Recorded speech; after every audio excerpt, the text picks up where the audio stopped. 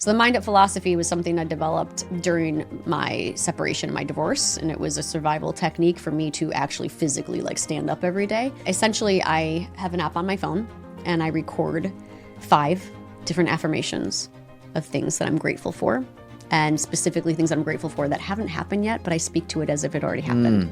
So I'm grateful I'm a best-selling author. I'm grateful that my daughters got into their dream college. Or I'm grateful I'm standing on a stage presenting in front of a group of women that I'm empowering. All these things that I want, and they change. But during my divorce, I found the app.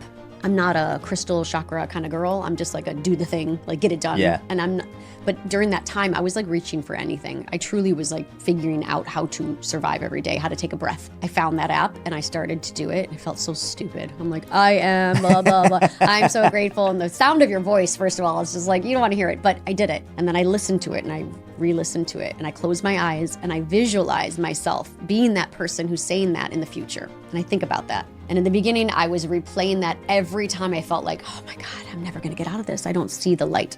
I would play it, close my eyes, focus. It would shift me. It would shift my perspective. I would mind up, right? It'd take me out of that low point and I would take me to the higher point. And I'm telling you 5-10 times a day in the beginning. Now it's a few times a month I do it.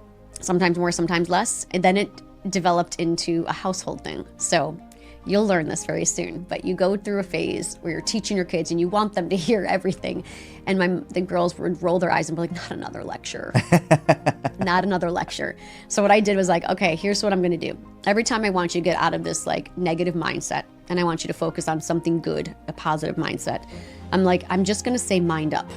That's all I'm gonna say. And here's what it means. And then I explain to them what it meant. And I'm not gonna lecture you. I'm not gonna give you all the speeches. I'm not gonna do all the things. I'm just gonna say mind up. And that was it. And that's been in our household. So if they're getting to that point, I'm just Lane, mind up, girl, mind up. And then she has a moment where she just stops and it shifts. It's just this little shift. I love that. And now I just go sometimes when we're out, I'm I don't have to say it. I'm just mind up.